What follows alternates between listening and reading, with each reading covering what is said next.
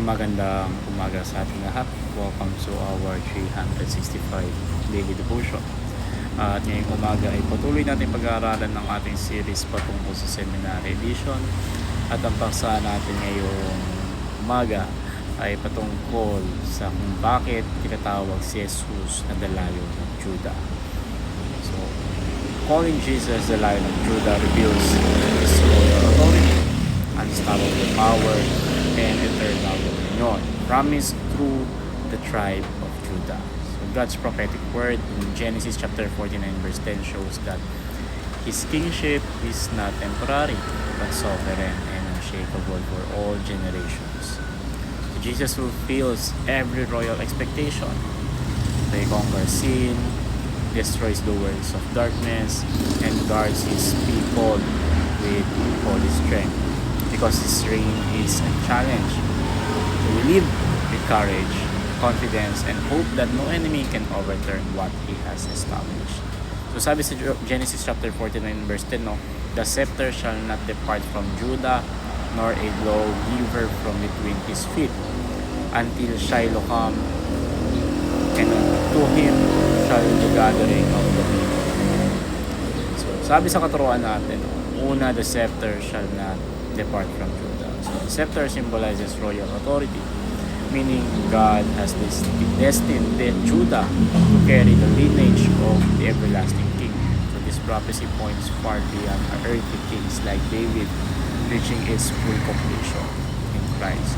But Jesus is the grateful, eternal king whose authority cannot be taken, challenged, or defeated. So His kingdom stands firm even when earthly kingdoms rise.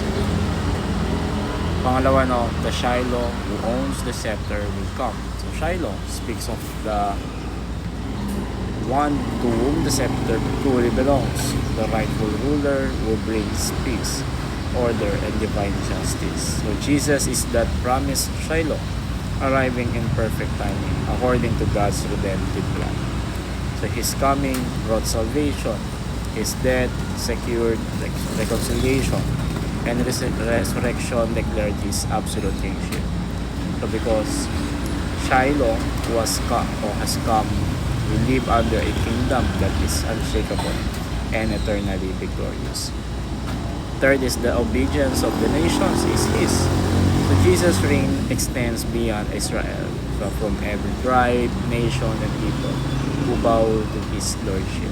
So His kingdom is not limited geographically, it is global, spiritual, and eternal. So every nation owes Him allegiance, and every tongue will confess His lordship in the final day. As His followers, we participate in this global mission by proclaiming His reign and living under His authority. So ano ang application natin dito?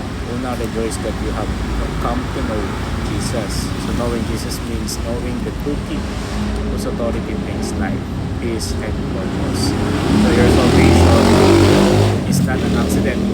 It is a royal invitation into His eternal kingdom. Rejoice because you belong not to a failing system but to a victorious King who reigns forever. Celebrate daily that the Lion of Judah guards, guides, and governs your life. Second is to rescue the lost through the gospel. So if Jesus is truly the King of all nations, then the world must hear His message of salvation. Sharing the gospel becomes not just a duty but a privilege of representing the King of Kings. So when you evangelize, you participate in expanding His kingdom in the hearts of the people. So let your compassion and courage reflect the Lion who rescues the lost. And lastly, render a faithful service to King Jesus. So serving Jesus is serving the highest authority in the universe, and nothing compares to the honor of His being servant. So your work, ministry, and obedience carry eternal significance because they are done for the King. Faithfulness to Jesus reflects your loyalty to His kingdom and your trust in His leadership. Offer Him your best, your time, gifts, and life as an act of royal devotion.